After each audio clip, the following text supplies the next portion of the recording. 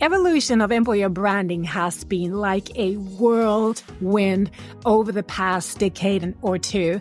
I started my HR career back in April 2002 with attracting and retaining talents as my primary goal. At the time, I was hiring employees from 7 different nations to my hometown of Turku, Finland. And literally during the first year, I did not even have a career site as my support. The first online job boards were already working, and that helped me a lot in order to get the recruitment messages out there on those different countries. Fast forward to almost 10 years to 2011, when I first introduced the social media recruitment marketing system to the world. We created blog posts about client teams, their work, and company cultures as a backbone to the job posts. And we manually promoted their jobs and this other content on LinkedIn groups and Facebook multiple times during those application periods, which were for anything from 4 weeks to 8 weeks at the time. This was considered employer branding then, aside to campus recruitment, events, and campaigns. Then fast forward to 2015, when I first started to work with storytelling and using storytelling in content creation. That led me to design the magnetic employer branding method. And now this year in 2024, a Canadian company called the Martec is developing and providing us with AI-supported tools for employee-generated content to help democratize employer branding and get those important employee voices and experiences out there. My name is Susanna Rantanen. I'm here to guide you to make the most of your employer branding and recruitment marketing career so that you can experience professional joy, achievement, and success. And if you're new to this podcast, welcome here, my friend. I hope you're going to stay with us. You want to make this podcast as part of your weekly routine if you work in employer branding or talent acquisition. As one of the world's top employer branding experts and influencers, each week I invite you with me to the world of modern employer branding with practical, logical, yet science-based tips to help you convince and convert your talents. And in this episode of Building a Modern Employer Brand podcast, I had the pleasure to chat with Jason Kipps from Martec, who also has had a long career in employer branding, most recently managing the Universum operations in North America before joining Martec at the start of this year. In this episode, Jay and I will discuss what employer branding means today, the evolution of employer branding worldwide, how the changes in the world are impacting employer branding today, the role of AI in employer branding, and what marketing often gets wrong when it comes to employer branding content. There we go.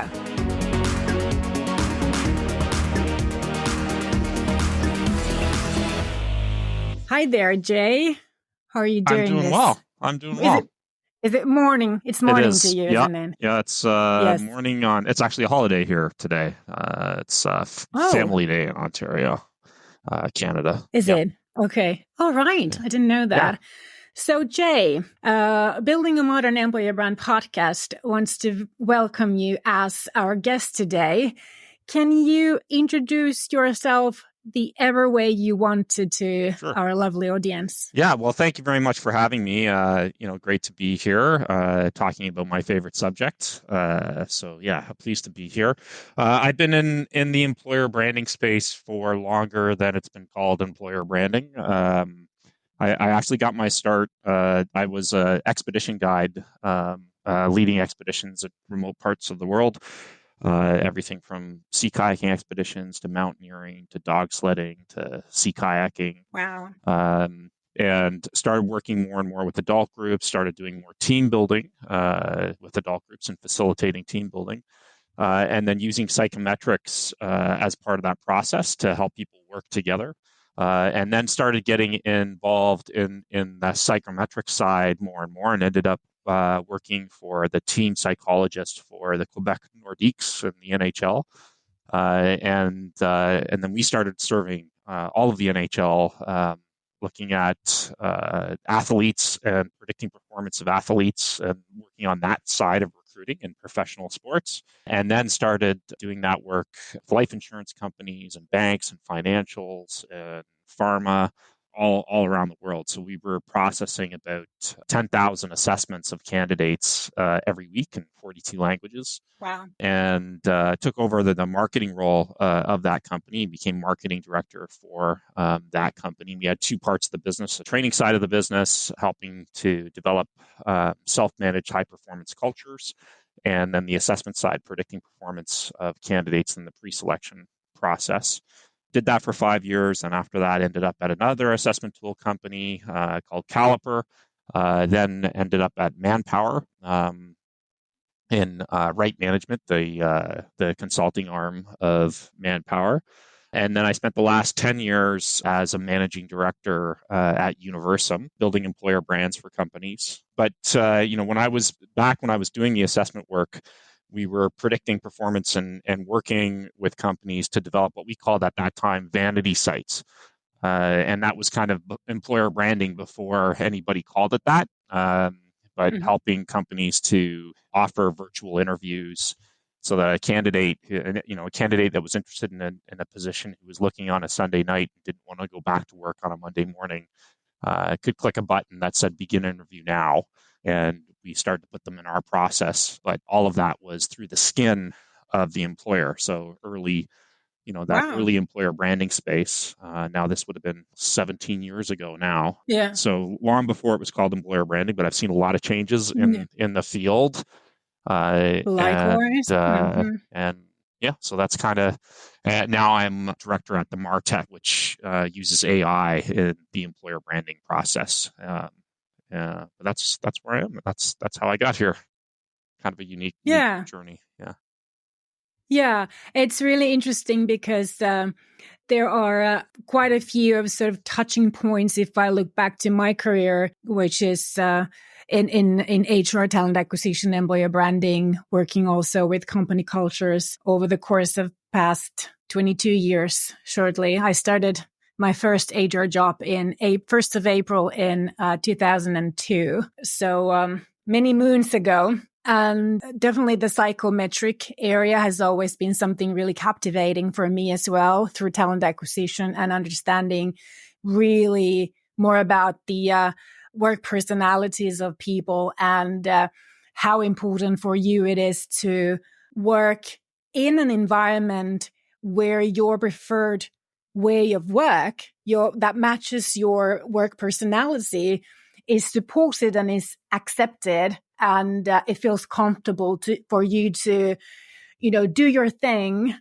use your skills and your experiences and your potential for that organization so that your energy is not sort of withdrawn because of it always feels like you're not really fitting in because, you like to do things the different way.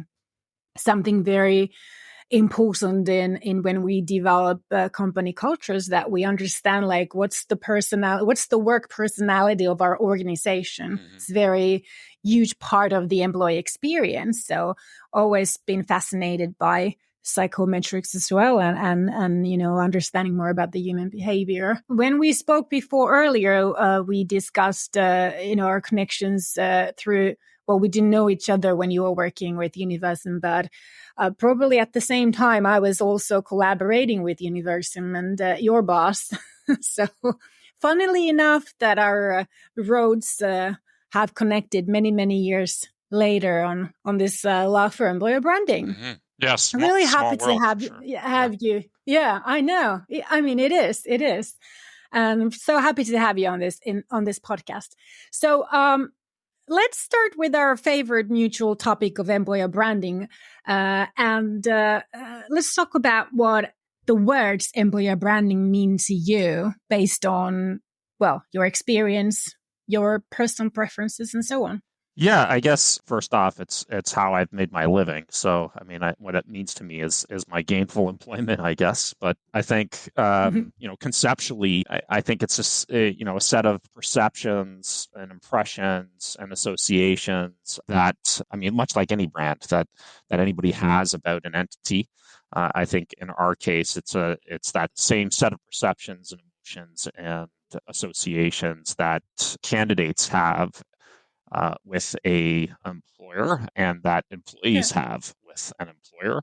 I think everybody Yeah. has one, no matter the size of your company. If you have more than one employee, even if you're cutting grass, you've got kind of an employer brand. But I think Yeah. it's something that either happens to you or that you get out in front of and drive. And I think that's the big difference. I think between the Yeah. companies Yeah. we work with and the companies we don't work with. But yeah, I think it's that sort of collection of perceptions. I don't think it's specific to a logo or a campaign or No.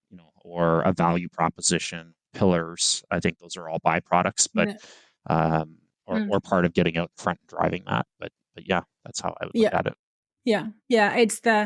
It's I like to call it as the sort of the feeling that if I as a person get in contact with an organization that has an employer brand that I really like, that makes me curious, kind of pulls me towards, it's because being in connection with that organization makes me feel something special about myself. It's that kind of a connection where it's kind of like, I would say that status is not the word that I'm looking for, but it's like similar feelings that kind of increase my or boost my self-confidence because in front of my peers that I am somehow connected to this organization. That's like the impact of the brand, and that's the magnetism of the brand that it pulls people towards, because somehow it's being associated with the brand makes me look in my own terms and definitions better in front of my peers.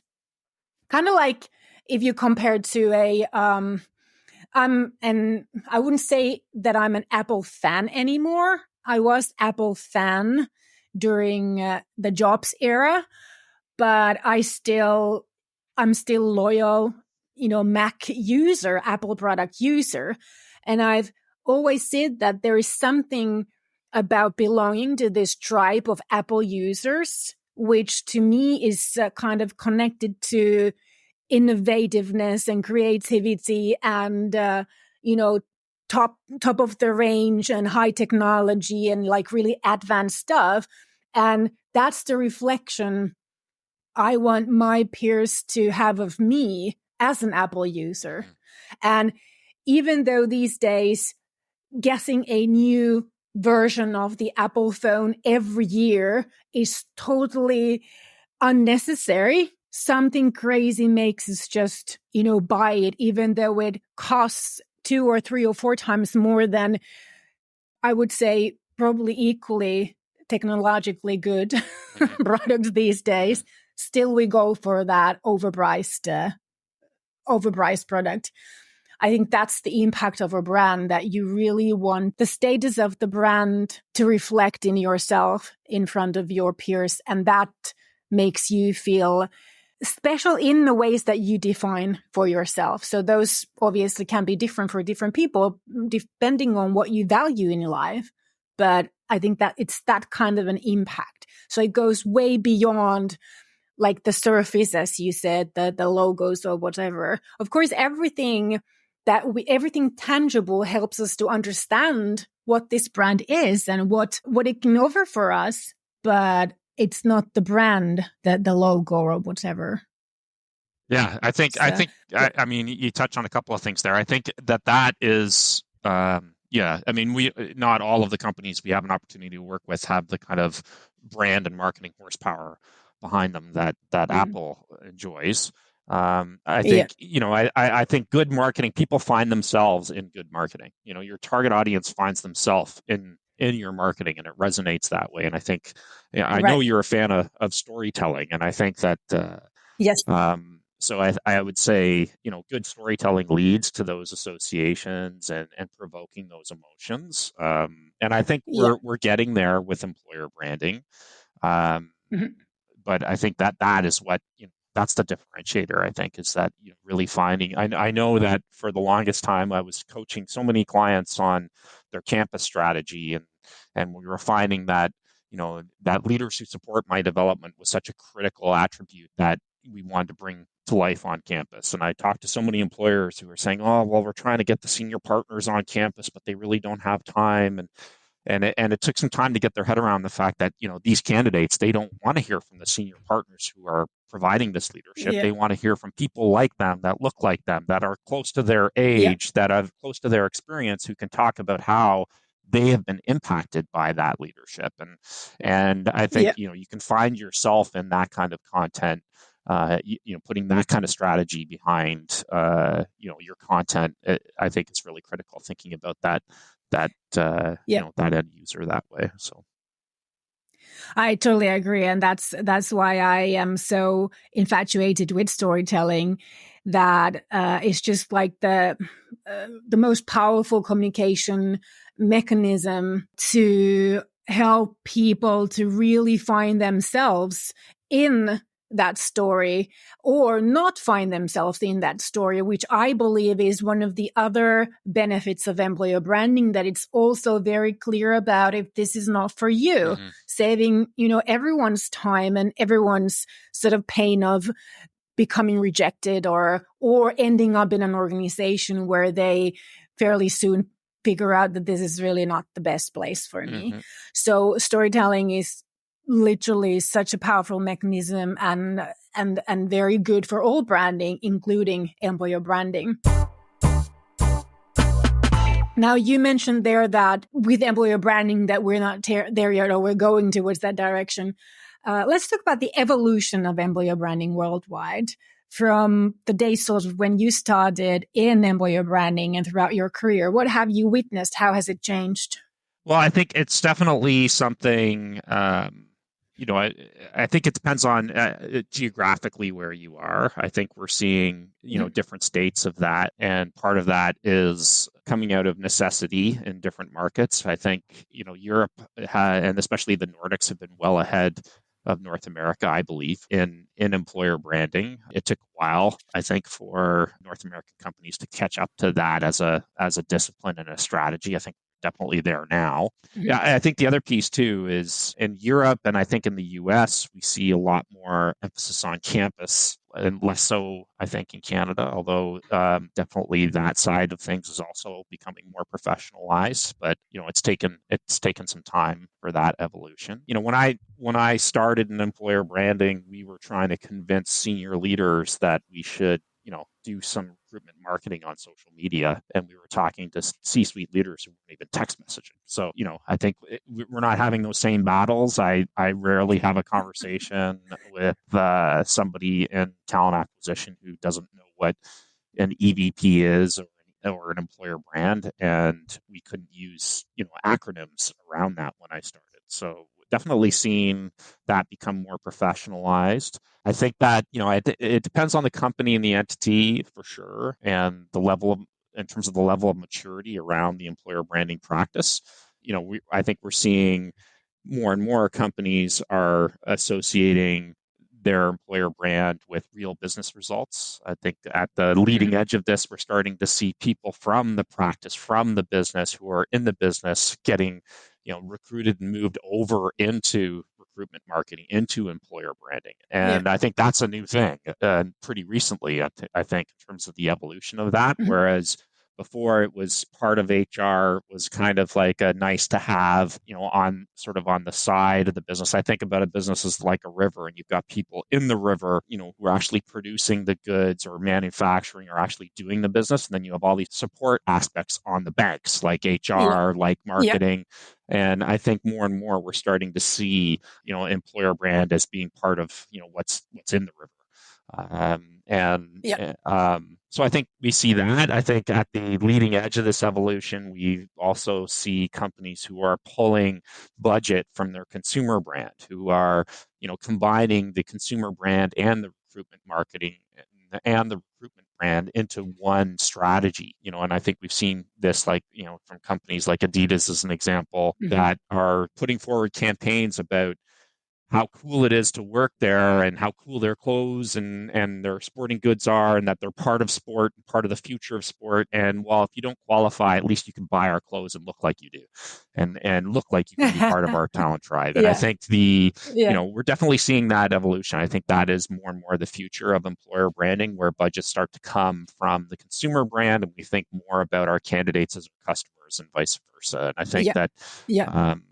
that doesn't work in every business, but I think that is definitely part of what we're seeing for sure. Yeah. Uh, Yeah. Yeah. I agree. I agree. I remember when I started in 2002, my first HR job was in a American business that opened a branch in my hometown in Finland because they acquired a really huge business deal from Nokia, who was at the time the biggest thing in the mobile phone market.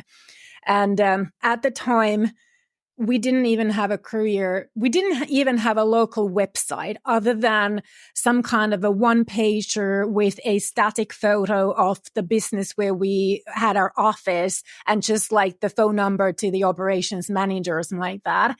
And I remember that maybe like a year or two later, we got our first career site, and it was amazing that now we have this career site. And all recruitment market, we hired a lot. I did a lot of talent acquisition during those times because that account was growing, and we were hiring people from 7 countries to come over to Finland, to my hometown, and live there and work there. And literally, because there was no social media, so all you had were like university or school sites, or like internal email systems, or whatever was available like in those countries. And then I remember when the Monster board came to Finland, and that was like a big thing. mm-hmm. So if you look back, like that's what things were like over 20 years ago. And then when I started as an entrepreneur, social media had already arrived. And at the time, recruitment marketing was literally the only marketing that was done aside of the campus sort of events and stuff, which at the time were then referred to as employer branding. There was nothing else. And I remember when I innovated this new way of connecting blogging and social media with your recruitment. So at the time, employers were already putting their job adverts on Monster board. And then I innovated this, like, let's write a blog about your company culture, like the set the scene of what the work environment is about and how people are in this team that is hiring. And then we started to do recruitment marketing for that role. I mean, application periods were like 4 weeks, 5 weeks, 6 weeks at the time. And every single week we would manually post the job, post about the job, post about the article that I written for the client in different like Facebook, and then LinkedIn groups were like a really big thing at the time. So everywhere, like multiple times during the campaign, everything was manual because there was nothing automated, innovated yet. And this was a really, really big thing. And it took over like the whole Finnish market. I think we were doing this completely alone in our agency for maybe like a year and a half. And then it kind of took over the entire market and became a standard thing to do. And then I realized like, okay, if we can use social media like this for recruitment campaigns. And then I tried this blog thing, and creating these blog posts for our clients is really working well. Our clients didn't have their own blogs at the time. So I remember I opened the free, like a Blogger, remember blogger.com, this platform that you could open a free blog for yourself. So I opened one, I called it Behind the Job Scenes. And we would post all of our client articles that we wrote on that blog, so that there was somewhere where we could direct the people. And then we connected their job adverts and their career sites within that blog post, so that it was like cross-connected. So, I mean, I feel like I probably sound like a really old woman talking about this, but it's just like the evolution has been so incredible in this area, where many of these things that we innovated are now like a standard thing and have been a standard thing for years. And I love the way that employer branding has become more than just recruitment marketing campaigns, like an extension to the employer or recruitment marketing, and how we have other opportunities to do employer branding than just the campus stuff. Because I found during those years that there were employers who were doing campus activities, even though they were not even hiring young people or graduates. They just didn't know what else they could do.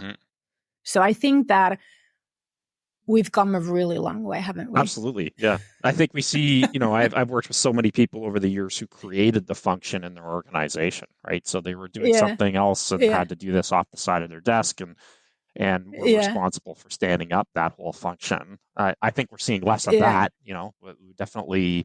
And then I think, I think it plays a major role now in economic development and economic policy, even immigration. I think when we think about the future of employer branding, I think a lot of that, we've seen at least in this country, we've seen us, government policy open its doors to newcomers like never before. And a lot of those are folks with real developed skills. So I think part of the future of employer branding also is making companies welcoming and open to newcomers, and then figuring out how to, how to be attractive to somebody who's never been here before, I think, and then make them feel welcome, make them feel like this could also be a place for them. I think we've also been at the forefront of equity, of diversity, of inclusion, of belonging, and those messages. I really think, the next step is, incorporating AI technologies into strategy to make content more authentic, not less. And I think welcoming those newcomers and having strategies in place to, be more resonant with newcomers than your competition potentially. Two points there. The first one is, I really picked on when you said that your government has been, bringing up new legislation to make it easier for newcomers outside Canada to come to Canada with really excellent skills, because that's something that I think that also Finland needs. I mean, we're such a small country in terms of the number of inhabitants, because we're only 5.5 million people. And obviously, the baby boomers, the people from the 50s are retired. Like that was the biggest workforce in Finland, and they have retired and so on. So definitely need people coming in. And I find that, not to go into politics or anything like that, but I think that we should also, we've been talking about it for ages, but it feels like it's still not working that well of, having that legislation to bringing people with really good skills, because that's what you need. And that's what I think that all this technological evolution with, being able to work virtually from anywhere that you want, we don't, the world is our labor market now with technology, and obviously integrating people into your country, into the ways of life and how you work, how you live there. I think it's a really important part of employer branding when you bring in people. I did that for a couple of years in my first place to work as an HR, because we were bringing in people, but I didn't really realize what it really meant until I went to work abroad. And I didn't get that.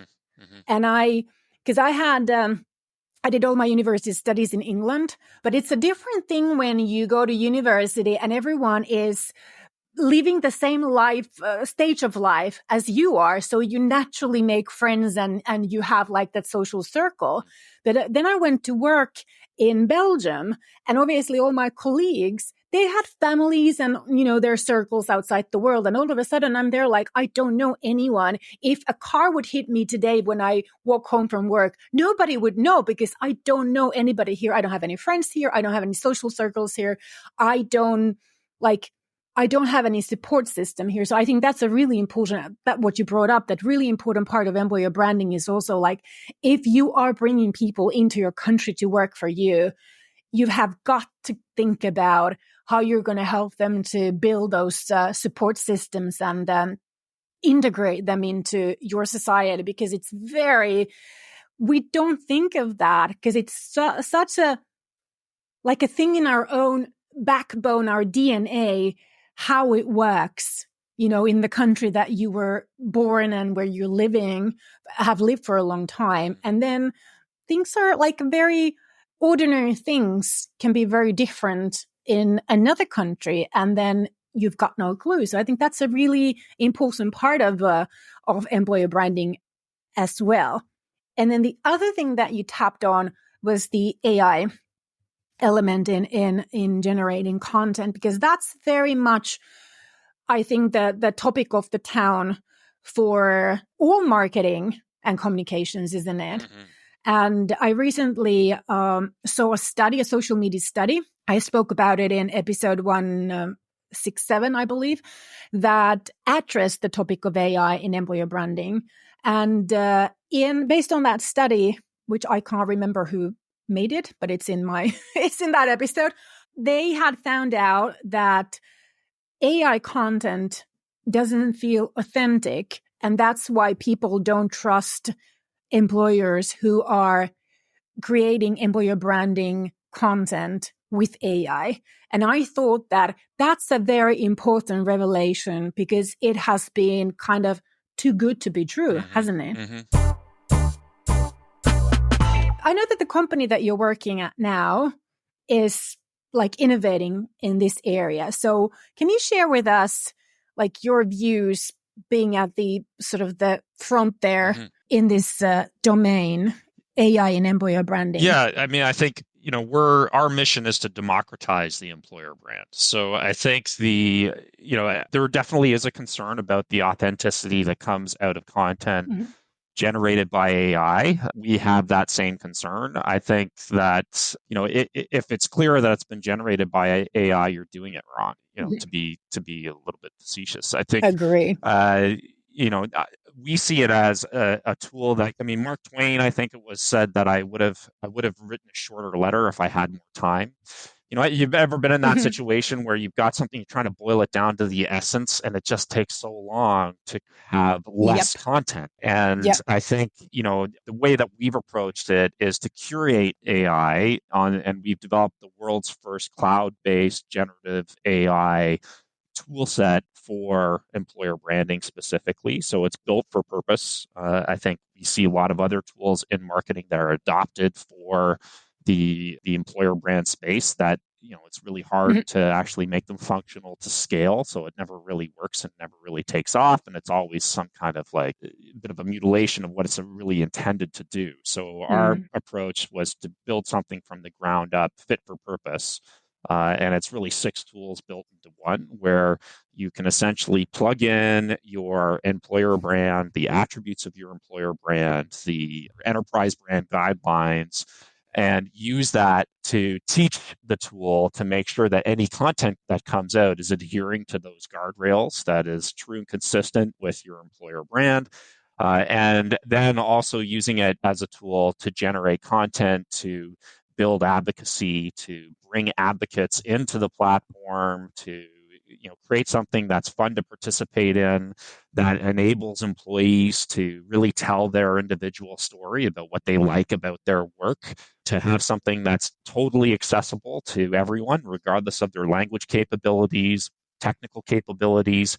I think, I'm often thinking about that person in the company, and, maybe a company that works in industry or manufacturing, and they've got somebody who maybe isn't that vocal, who's been there forever, who is a real artifact in the organization, who has a really important story to tell. That, how do you get at that story? And we've really done that successfully, to make sure that every employee has the opportunity to have a voice, that has an opportunity to participate, that they don't need a laptop, they don't need to be sitting in front of a computer. So something that's easy to get employees involved in, that's easy for, employer brand leaders to manage those advocates and to actually pull in content, to curate content that's real, and then using the AI to ask questions that sort of adhere to what the inputs are from those employees, so that we're able to Right. use the AI to create more authentic content, more authentic storytelling.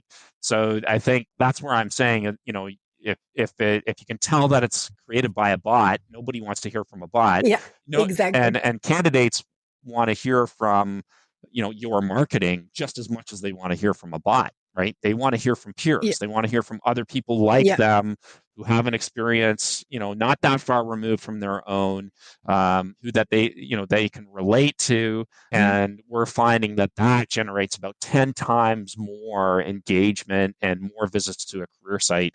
If I'm considering an opportunity and I get an email from the recruiter with the job description, that's one thing. But if I get an email from the recruiter with the job description and a video from the team I'm actually going to be working with, that's much more compelling when they're already welcoming me. And if you think about that newcomer, if you think about people of underrepresented groups, people who've been marginalized, and to hear from the actual people that they're going to be working with, rather than just from marketing trying to convince them. But if I'm a DevOps person or a software engineer, I'm much more interested in hearing from the other software engineers I'm going to collaborate with and work with than I am from Right. marketing. So our Exactly. approach is to use the technology to generate story ideas based on what we know is working for a specific target audience, to use the AI to help do that research for you so that we can know which stories are going to be most resonant for that targeted candidate, which channels are going to be most effective right now. And, that is also kind of seasonal as well in terms of, which channels are going to be most effective to reach these candidates. So we're able to use the AI as a starting point to say, this is where you should place your content. These are the topics that are going to resonate with this target audience in this territory that does these things. So really taking research a whole other step in terms of not, this is what the Yeah, research says, but this is what the research says, and this is how you should talk about it, where you should talk about it, when you should yeah. talk about it. And other people like this candidate, this is what they're engaging with and what's trending with them right now. So the tool does that for you and suggests topics and story ideas, for the employer brand strategist or the recruitment marketer in terms of what they should be asking employees to talk about. It also looks at the employee population to determine, well, this is who's going to be an effective advocate for you. So we're able to kind of rate out of a score of 100 each employee in terms of, how quickly will they respond? What kind of followership do they have?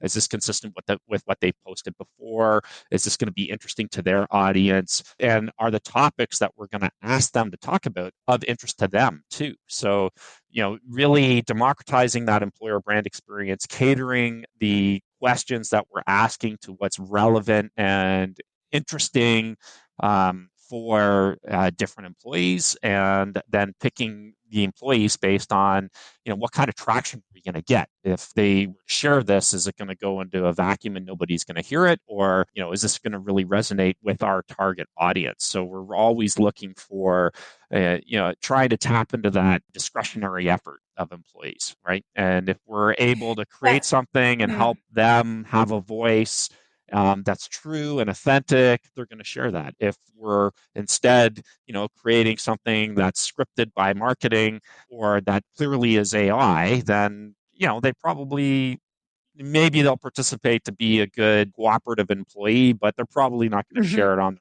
socials.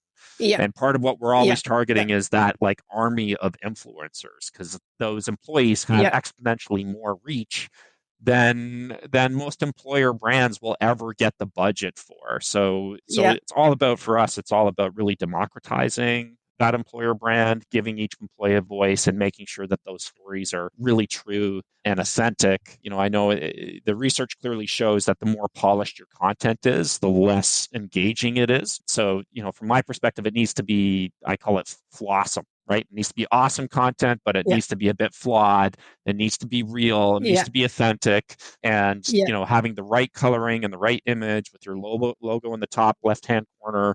And that all works great for our marketing police and the enterprise brand, but it doesn't necessarily speak to me as a candidate. So Absolutely. our whole, and I think this is a big part of the future of employer branding, is more authentic content, content that's Yeah. created by employees, endorsed by employees, represents their voice, and talking to their future employees. And I think when we think Yeah. about newcomers, when we think about diversity, these are, I think this is a strategy that's really winning. At least that's what we're seeing. So at the Martec, we have about 100 clients right now. We've just received our Series A funding, about $8 million in funding. Congratulations. Thank you. And, and we're seeing incredible results from clients that we're bringing on because, there's just so much content out there. So I think really what we're seeing is this is the way to cut through the noise.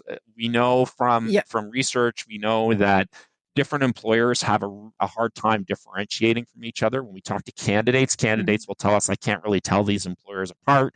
I know that they're about diversity and inclusion. I know they're about innovation. And I know that they talk about work-life balance and corporate social responsibility or sustainability, but so does... But everyone does exactly. that. So does everybody else. Everyone does and I think the piece, like when I talk to employers and over the last 25 years of doing this work, every single employer I've consulted to tells us how different they are and how unique they are. And what makes them unique is their people.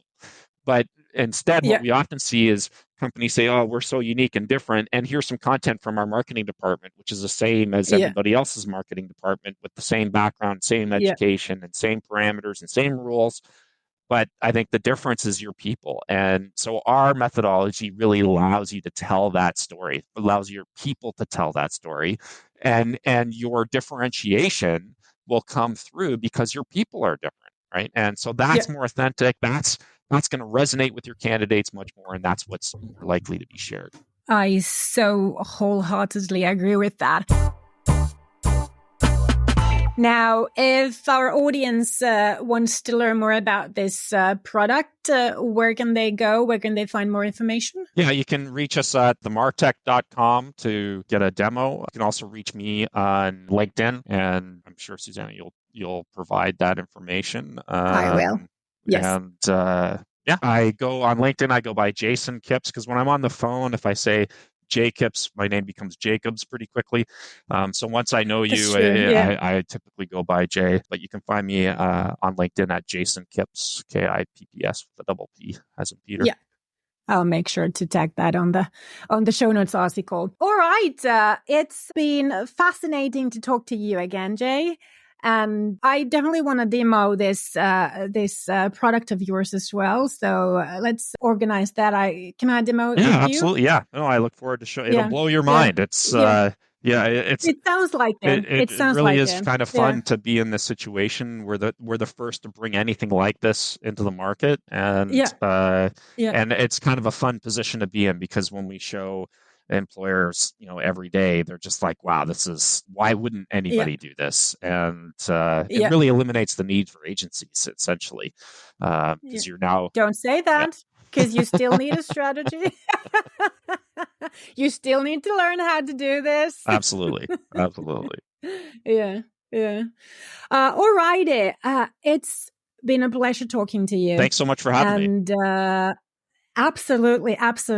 This was so exciting. And anyone else who wants to have a demo, then contact Jay. You can find him on LinkedIn, Jason Kipps, Kipps. I'll tag it on the show notes article. And I'm going to do the same, book a demo with you. And other than that, hey, people, employer branding is evolving, and literally you have to make sure that you stay authentic. And the whole point of employer branding is to differentiate your organization from all of your competitors, to have a different voice, a different thing. And the only thing that is truly different is the way you work with the people that you have. So make it about that. All right. Thank you, everyone. Thanks for having me. See you next time. All right. Take care. Thank you. Bye-bye. Did you have fun listening to this episode with Jay and I? Well, last week, I revealed to you a little secret of mine. For those of you who don't know, I'm writing a book on the magnetic employer branding method that I've designed and what our clients with real measurable employer branding success use for employer branding. And this book is planned to be out sometime after summer. Now, the secret that I revealed last week is that I want this book to become a New York Times bestseller. I asked my friend Susie, who's made the list, I believe, 3 times, what is the secret, how to get there? And she told me these tips. First of all, your book has to have great content. Well, I can promise you that one. Secondly, you have to have tons of followers beforehand. And this is where I need your help. Because as someone from the end of the earth in Finland, hopefully you know where Finland is, with only about 5.5 million inhabitants in the entire country, my current following is about equal to the size of the country and the niche for my work. And I need more international followers who are into employer branding, as that is what I post about. So if you, as a listener, can follow me on Instagram, LinkedIn, YouTube, TikTok, and help me grow more awareness of this podcast to your peers and networks by commenting it occasionally on social media, resharing some of the episodes you've loved, I would be so grateful. And as you know, you can find me on every single platform apart from LinkedIn as the handle Rantanen Susanna. And on LinkedIn, I go by Susanna Rantanen. And the third thing what Susie told me was that you need some unexpected lucky break, like Oprah endorsing the book. Well, I've got a problem because as far as I know, Oprah ain't listening to this podcast yet, unless you know her. Can you let her know if you know her? I think we're going to need some other kind of a lucky break. My friend, I need you more than ever because I think that I can cover the first thing to make this book really great. And then I need your help to grow my follower base so that everyone in employer branding knows about this book before it's going to be published. And then I don't know what we're going to do for the lucky strike, but let's just manifest it, okay? If you can help me out, please follow me on LinkedIn, Instagram, YouTube, TikTok, and tell your friends, tell your employer branding and talent acquisition peers and colleagues to follow me as well. And share your favorite episodes of this podcast to them on socials. Comment your favorite episodes. Let's have a top discussion and conversation going on about this podcast because the book literally is going to be parallel to this podcast, but I'm going to go much deeper. I'm going to reveal secrets to you on this book that I have not revealed on this podcast. That's why your endorsement would really, really help me. So you can recommend this podcast to your peers, your colleagues in marketing, communications, talent acquisition, recruiting, and follow me on social media. That would be really, really lovely. As said, you'll find me at Rantanen Susanna everywhere else but LinkedIn, where I go by Susanna Rantanen. But most importantly, subscribe, leave a review, share this episode with a friend or colleague. Make sure you follow me online and recommend this podcast to your friends. And come back next week for a new episode on building a modern employer brand podcast. It's been my pleasure. Moi moi.